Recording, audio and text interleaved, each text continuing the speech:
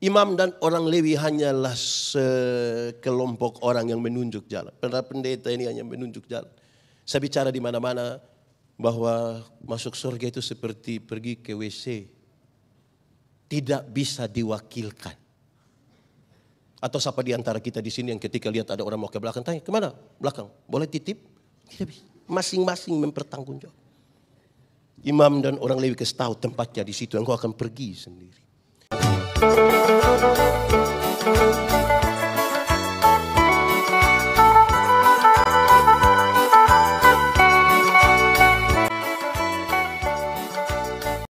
Saudara-saudara, mari kita berdoa untuk pemberitaan firman Tuhan. Mari berdoa. Ya Tuhan Allah, kami mohon kepadamu. Kuatkanlah dan teguhkanlah iman kami. Supaya waktu di mana kami belajar firman Tuhan, biarlah ini menjadi waktu paling baik bagi kami. Kami berdoa, Tuhan jauhkan semua penggoda pencobaan. Biar di dalam damai-Mu kami belajar firman Tuhan. Kami rindu pada firman-Mu. Berfirmanlah bagi kami. Di dalam nama Yesus firman yang hidup itu kami berdoa. Amin. Bapak Ibu Saudara-saudara, tema kita hari ini adalah Tuhan memberikan hidupnya supaya kita beroleh hidup. Saya ajak kita merenungkan bagian ini menurut Injil Lukas pasal 10 ayat 25 sampai 37. Orang Samaria yang murah hati. Pada suatu kali berdirilah seorang ahli Taurat untuk mencoba Yesus, katanya, "Guru, apa yang harus kuperbuat untuk memperoleh hidup yang kekal?" Jawab Yesus kepadanya, "Apa yang tertulis dalam hukum Taurat, apa yang kau baca di sana?" Jawab orang itu, "Kasihilah Tuhan Allahmu dengan segenap hatimu dan dengan segenap jiwamu dan dengan segenap kekuatanmu dan dengan segenap akal budimu. Dan kasihilah sesama manusia seperti dirimu sendiri." Kata Yesus kepadanya, "Jawabmu itu benar, perbuatlah demikian maka engkau akan hidup." Tetapi untuk membenarkan dirinya orang itu berkata kepada Yesus, "Dan siapakah sesamaku manusia?" Jawab Yesus, "Adalah seorang yang turun dari Yerusalem ke Yeriko. Ia jatuh ke tangan penyamun-penyamun yang bukan saja merampoknya habis-habisan, tetapi yang juga memukulinya dan yang sesudah itu pergi meninggalkannya setengah mati. Kebetulan ada seorang imam turun melalui jalan itu, ia melihat orang itu tetapi ia melewatinya dari seberang jalan. Demikian juga seorang Lewi datang ke tempat itu, ketika ia melihat orang itu, ia melewatinya dari seberang jalan. Lalu datang seorang Samaria yang sedang dalam perjalanan ke tempat itu. Dan ketika ia melihat orang itu, tergeraklah hatinya oleh belas kasihan. Ia pergi kepadanya, lalu membalut luka-lukanya sesudah ia menyiraminya dengan minyak dan anggur. Kemudian ia menaikkan orang itu ke atas keledai tunggangannya sendiri, lalu membawanya ke tempat penginapan dan merawatnya. Keesokan harinya, ia menyerahkan 2 dinar kepada pemilik penginapan itu, katanya, "Rawatlah dia, dan jika kau belanjakan lebih dari ini, aku akan menggantinya waktu aku kembali." Siapakah di antara ketiga orang ini menurut pendapatmu adalah sesama manusia dari orang yang jatuh ke tangan penyamun itu? Jawab orang itu, "Orang yang telah menunjukkan belas kasihan kepadanya." Kata Yesus kepadanya, "Pergilah dan perbuatlah demikian." Demikian firman Tuhan. Berbahagia setiap orang yang mendengar firman, memelihara dan melakukan dalam hidup setiap hari. Shalom. Saya tanya banyak orang, ada imam, ada orang Lewi, ada orang Samaria. Mau jadi orang yang mana? Banyak rindu sekali menjadi orang Samaria. Saya kira kalau pertanyaan itu ditujukan pada kita pun, kita bisa rindu jadi orang Samaria. Yakin bisa jadi orang Samaria? Yakin pendeta? Betul-betul yakin? Iya. Tapi saya mau kasih ingat di awal. Kalau saudara ingin jadi orang Samaria itu, maka tiap hari harus duduk di jalan antara Yerusalem, Yeriko. Tunggu orang dirampok, saudara tolong. Tunggu orang dirampok, saudara tolong. Tunggu orang dirampok, saudara tolong. Bisa?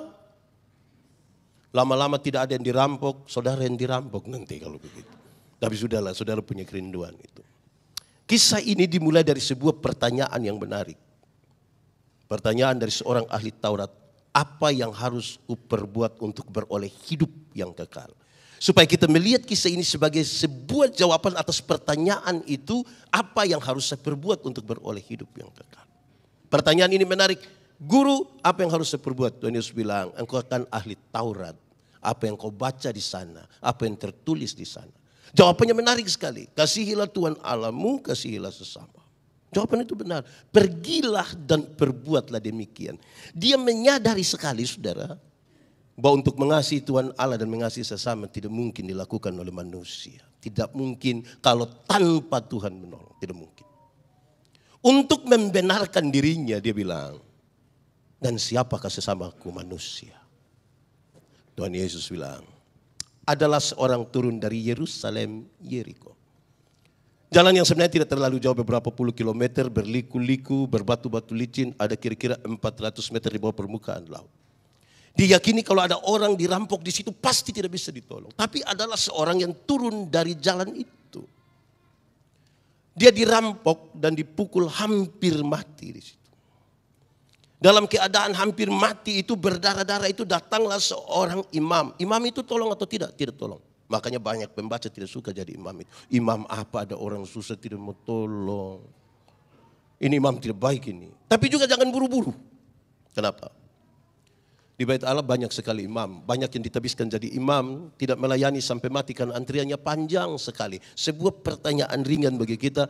Kalau saudara imam itu jalan menuju sebuah pelayanan. Tiba-tiba ada orang yang celaka harus ditolong. Kalau saudara imam itu mau tolong atau tidak? Renungkan saja. Saudara mau tolong atau tidak? Kalau saudara kena itu darah dari orang itu. Najis, pelayanan tidak boleh dijalankan secara liturgis, tidak bisa itu. Bagaimana bisa? Kalau saudara imam itu tolong atau tidak? Kalau pendeta Yandi ya tergantung siapa yang dirampok. Kalau dia seorang janda muda, mungkin saya tolong itu. Tapi kalau dia nenek-nenek pasti saya bilang, nenek barangkali ini jalan Tuhan ini. Ya, itu tapi saudara mungkin tidak apa-apalah. Setelah imam itu datanglah seorang Lewi. Siapakah orang Lewi? Orang Lewi adalah saudara para imam. Sama-sama kita tahu bahwa ada suku yang sengaja dipisahkan untuk hanya mengurus Bait Allah. Ritual orang Israel itu banyak sekali. Bait Allah harus selalu baik di situ, karena itu maka suku ini sengaja dipisahkan. Kamu urus saja supaya kalau orang datang di Bait Allah mereka nyamanlah untuk menjalankan ritual mereka. Kalau saudara orang Lewi itu dalam perjalanan untuk mengurus Bait Allah dan sekarang ada orang yang mesti ditolong. Tolong atau tidak? Itu pertanyaan yang sama. Ketiga, datanglah orang Samaria. Ini banyak yang ingin jadi orang Samaria. Orang Samaria ini menolong orang itu sehingga banyak pembaca rindu menjadi orang Samaria. Saudara, siapakah orang Samaria? Orang Samaria itu juga adalah keturunan Yakub. Mereka orang-orang bersaudara. Tetapi kemudian masalah terjadi ketika mereka tahu bahwa sekarang Salomo mati. Harus ada yang ganti Salomo dan pertengkaran terjadi ketika mereka bertanya hanya anak kandung yang bisa ganti atau anak tiri boleh. Nah ini yang mereka bertengkar. Tidak main-main pertengkaran mereka secara politik itu. Bahkan mereka sampai tidak bisa mengenal satu dengan yang lain. Dan kepada ahli Taurat itu pun sampai waktu Yesus bertanya, dia sementara marah terhadap orang Samaria. Bahkan oleh orang-orang Yahudi, ini orang ini mereka najis. Tidak pantas bergaul dengan mereka. Tuhan Yesus menarasikan bahwa justru orang Samaria ini menolong orang itu. Dia melakukan 7 hal pertolongan itu. 1,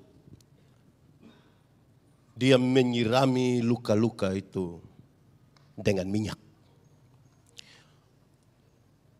Bukan, yang paling pertama itu dia siram dulu dengan anggur.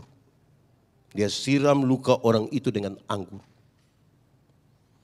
Alkohol yang ada pada anggur itu diharapkan dapat kasih hilang itu virus-virus itu, kasih mati. Rupa-rupanya ini orang Samaria, dia jalan kemana-mana dia bawa anggur ini. Kasih bersih. Kalau saya harus tanya, apakah di sini ada yang biasa jalan kemana-mana bawa anggur? Itu mungkin dia keturunan Samaria itu mungkin. Setelah anggur itu dia taruh minyak pada luka-luka orang itu. Dia gosok minyak. Untuk dua pekerjaan itu mesti dilakukan dengan hati-hati. Pasti dia bilang tahan sedikit ya. Pasti dia bilang. Tidak mungkin dia bilang makanya kalau sendiri jangan. Tidak mungkin dia bilang gitu. Dia pasti sedikit hati-hati. Kalau saya tanya saudara bisa lakukan itu, pasti saudara bilang bisa. Ketiga, dia ambil kain dan dia membalut luka-luka orang itu. Setelah dia taruh minyak, setelah dia taruh alkohol, dia balut. Bisa lakukan? Pasti saudara masih bisa bilang bisa. Keempat sekarang dimulai. Dia angkat orang itu dan dia taruh pada keledai tunggangannya. Saya merenungkan ini berkali-kali. Dulu belum ada Fortuner kan? Dulu belum ada Alphard, dulu belum ada Innova. Berarti alat sarana transportasi mereka itu salah satunya adalah keledai. Kenapa saya bilang saya renungkan ulang-ulang? Pendeta Yandi kalau bawa mobil terus di kota, di Kupang atau mau ke kampung ada orang celaka butuh untuk tolong saya tolong, untuk tolong saya tolong. Tapi itu pertolongan biasa jadi masalah ketika orang-orang kampung yang ikut tolong itu mereka lihat saya agak lama, saya mulai pikiran itu. Karena pasti kalimat berikutnya akan bilang begini, pendeta bisa bawa ini orang ke rumah sakit pakai pendeta punya mobil, itu saya pikiran sekali. Saya mau tanya saudara, kalau saudara ketemu orang susah di jalan butuh pertolongan terus minta muat di mobil saudara mau? Saya tanya kepada banyak orang, mereka bilang mau. Saya bilang iya, yang paling banyak bilang mau itu karena dia belum ada mobil. Kalau dia sudah ada repot. Repot, apalagi dia baru habis cuci itu mobil, istri saja naik lepas sendal. Apalagi orang lain berdarah-darah. Nah itu yang saya pikir tidak habis itu, saya tidak habis. Dia muat orang itu, keempat. Kelima, dia membawa orang itu ke rumah penginapan. Saudara bisa bayangkan ini orang baik bagaimana ini. Muat di mobil, antar ke rumah penginapan. Keenam, bukan saja antar. Pembacaan tadi mengatakan, dan dia merawat orang itu. Merawat. Dia siapkan air hangat, bubur. Pagi-pagi dia mungkin ketuk pintu rumah penginapan. Salam, masih hidup kah om? Kan dia mau cek ini orang. Dan yang ketujuh, dia ambil uang 2 dinar. Dia kasih kepada pemilik penginapan itu. Rawatlah orang ini baik-baik. Dan jika kau belanjakan lebih dari ini, aku akan menggantinya waktu aku kembali. Dulu orang kerja 1 hari dibayar 1 dinar.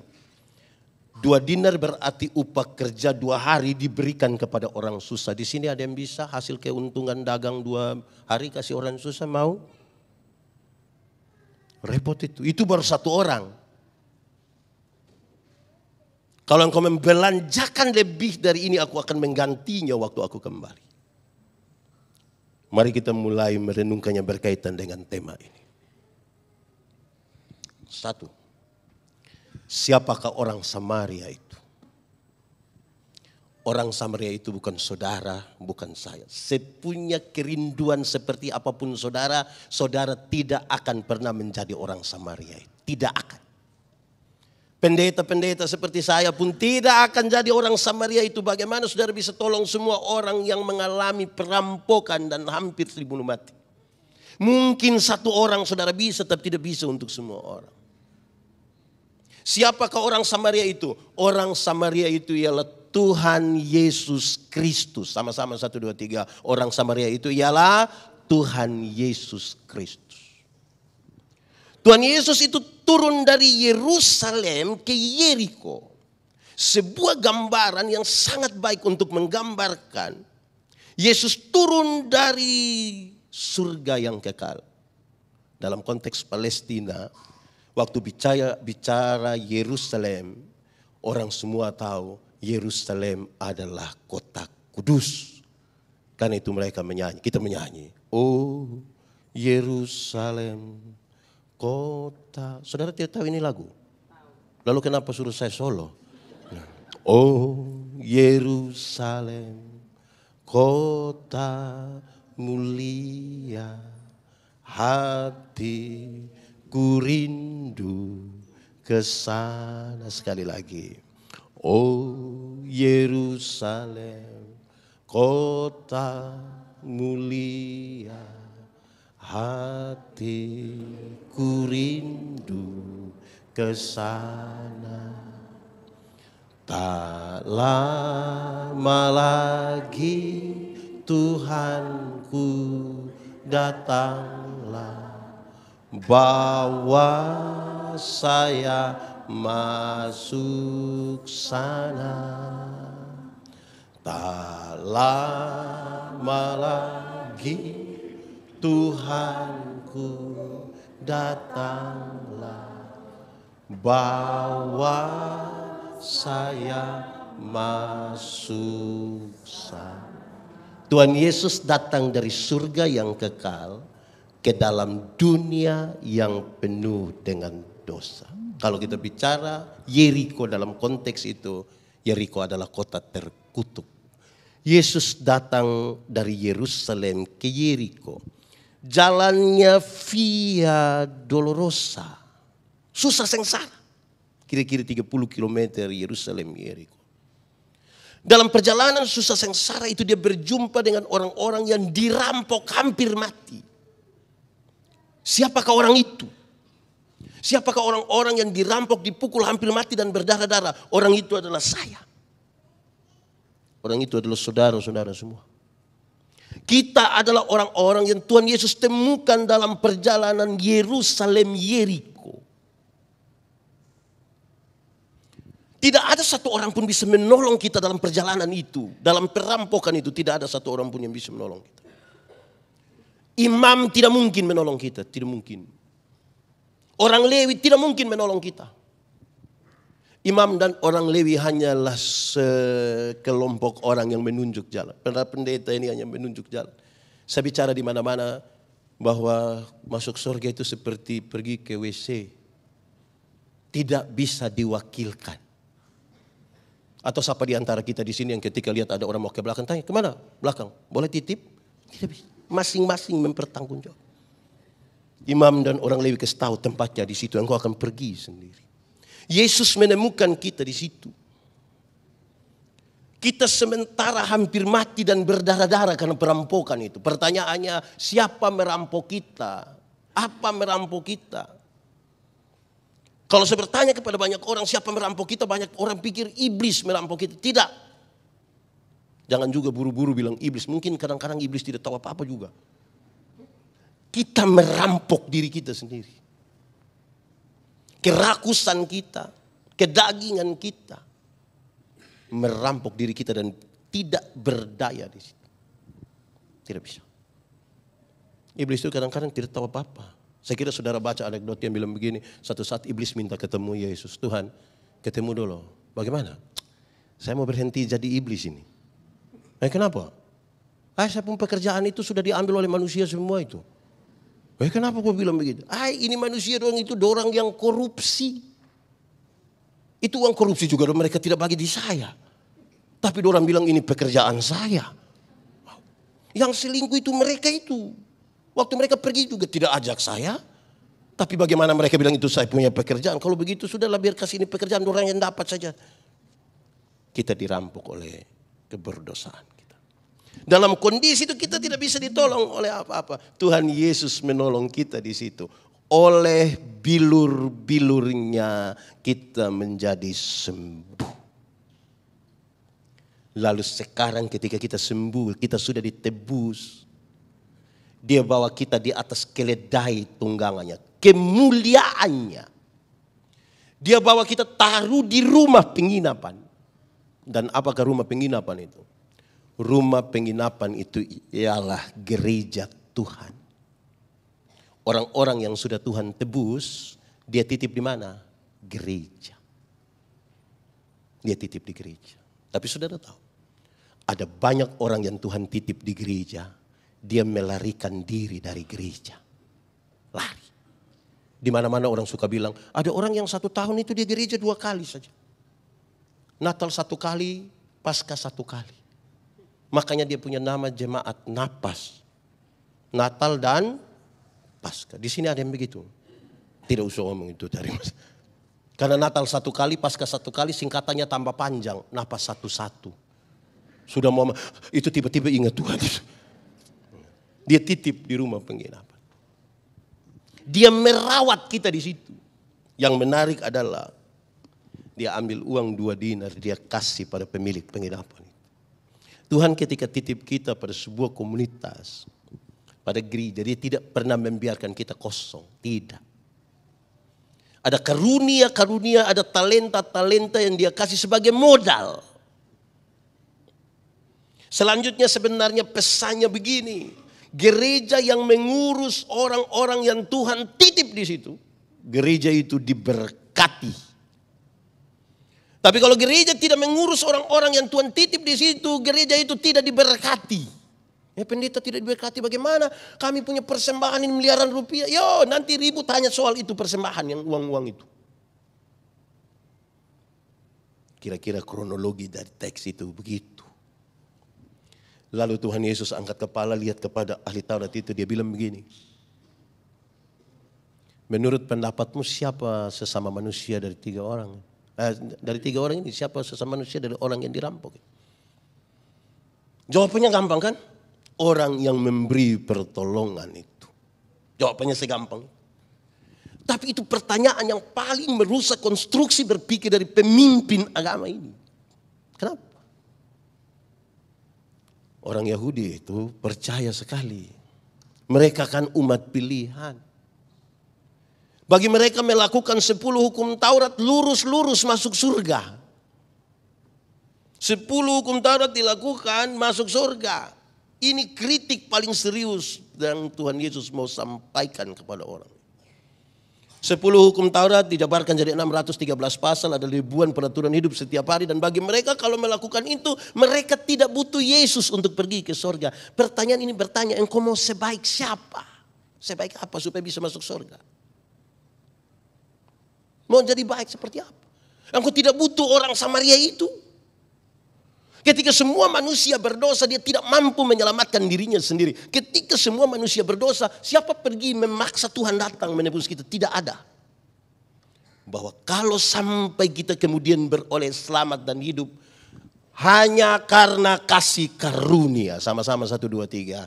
Hanya karena kasih karunia. Itu pertanyaan yang merusak konstruksi berpikir itu. Jangan tanya soal kebaikan mereka ketika mereka melakukan jangan membunuh, jangan berzina, jangan mencuri, jangan, biasa sekali. Apalagi ini pemimpin agama. Tapi Yesus ingin menyadarkan dia supaya ingat, kesalehanmu itu hanya sebuah kain yang lapuk.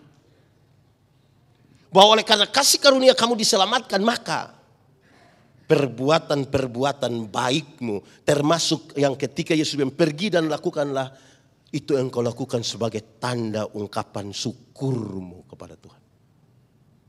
Kalau engkau menolong orang dan engkau telah mendapatkan hidup, lakukanlah itu sebagai ungkapan syukur. Kalau engkau melayani karena engkau telah beroleh hidup dari yang Tuhan kasih, lakukanlah itu sebagai ungkapan syukur. Saudara-saudara, sebuah konstruksi yang mendorong kita kemudian berpikir lebih, yaitu ada 5 hal serius. Saya mau cepat-cepat, sudah terus takut. Saya suka waktu 30 menit ya cepat. Allah menciptakan kita. Manusia tidak pernah berpikir bahwa bagaimana dia bisa ada. Tapi Allah menciptakan manusia. Setelah Allah menciptakan manusia, justru dia taruh manusia pada bagian paling terakhir. Segala sesuatu sudah disiapkan. Ibarat sebuah rumah, fasilitasnya semua sudah ada. Manusia dikasih paling terakhir hanya untuk menikmati semuanya.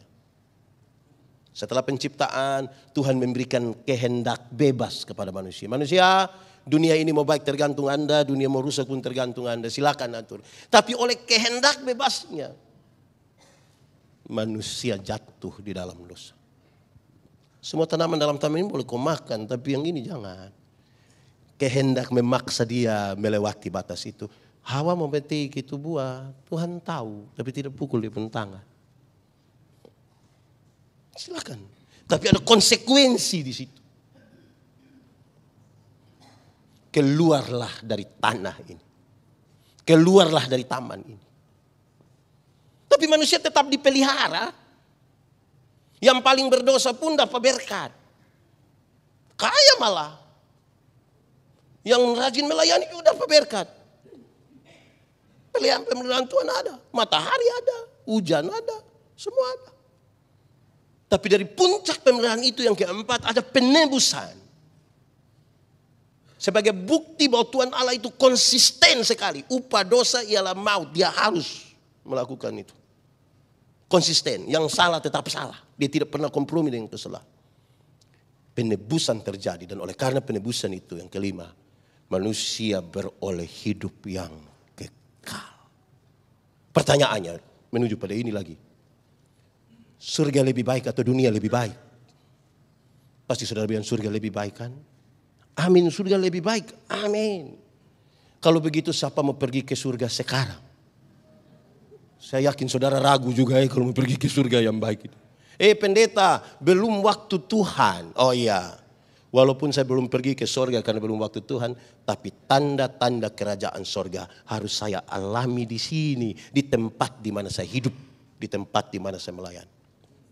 Tanda-tanda kerajaan surga adalah sebuah peristiwa damai sejahtera. Damai sejahtera ialah segala sesuatu yang mendatangkan kebaikan bagi umat manusia. Itulah hidup. Segala sesuatu yang mendatangkan kebaikan. Dan segala sesuatu yang mendatangkan kebaikan belum tentu prosesnya enak. Belum tentu. Karena itu sekarang. Ketika semua orang sudah ditebus. Isilah hidup ini dengan tanda-tanda kerajaan surga itu. Yang mendatangkan kebaikan bagi umat manusia. Dan mengakhiri khotbah ini saya mau sampaikan begini. Dengan demikian. Ketika Tuhan Yesus disalib dia bertanya. Dia dapat pernyataan yang menarik ini. Yesus. Ingatlah akan aku kalau engkau datang sebagai Raja. Waktu itu kan manusia dapat konsekuensi. Keluarlah dari taman ini. Hari itu ada pertanyaan dari satu orang berdosa. Ingatlah akan aku, pernyataan dari orang berdosa ini. Ingatlah akan aku kalau engkau datang sebagai Raja. Yesus bilang, hari ini juga engkau bersama-sama dengan aku di dalam Firdaus. Hari ini aku membawa kamu kembali yang kemarin diusir keluar. Masuk ke dalam inti kehidupan. Dengan demikian inti kehidupan bukan pada pakaian. Inti kehidupan bukan kepada makanan. Jangan cari Tuhan hanya untuk sembuh. Karena ada banyak orang yang Tuhan datang ke dunia kan bukan untuk bikin orang sakit jadi sembuh. Sekalipun bisa dia buat, tapi itu bukan tujuannya. Ada banyak orang yang tidak kenal Tuhan malah lebih sehat dari kita. Yang biasa minum cap tikus itu dia bisa minum dari kemarin sampai tadi pagi. Istirahat sedikit minum ulang dia tidak sakit. Kita yang mengaku kenal Tuhan duduk di bawah AC pulang pilek. Jadi kalau saudara cari Tuhan hanya untuk sembuh, saudara salah cari Tuhan itu. Jangan cari Tuhan hanya untuk kaya. Karena Tuhan datang ke dunia bukan untuk bikin orang miskin jadi kaya. Sekalipun bisa dia buat. Jangan aku ukur Tuhan dengan kekayaan. Ada banyak orang yang tidak kenal Tuhan malah lebih kaya dari kita. Itu koruptor itu kan kaya-kaya semua. Dorang punya rumah 2, 3, 4, 5. Sampai tidak suka tinggal di dorang punya rumah. Dorang tinggal di penjara sana. Tapi kaya-kaya. Kita yang mengaku kenal Tuhan itu yang sedikit-sedikit pulsa data habis. Sedikit-sedikit garam habis. Mau beli sepatu saja pakai tanya bisa bayar 6 kali kah? Lalu cari Tuhan untuk apa sebenarnya? Sekira ini jawabannya. Kalimat Yesus menjadi penting. Carilah dahulu kerajaan Allah dan kebenarannya. Selamat dulu oleh karena bilur-bilurnya tadi. Selamat dulu, baru yang lain itu ditambah. Kekayaan kehormatan ditambahkan. Umur panjang ditambah. Jabatan ditambahkan. Istri Kenapa saudara tertawa? Istri diberkati saja. Urus satu saja kita pusing, urus 2 lagi kita tambah rumit lagi. Selamat merayakan Jumat Agung. Tuhan memberkati. Mari kita tunduk kepala, kita berdoa. Bersyukur untuk firman Tuhan. kami merenungkan dalam keterbatasan dan dosa kami.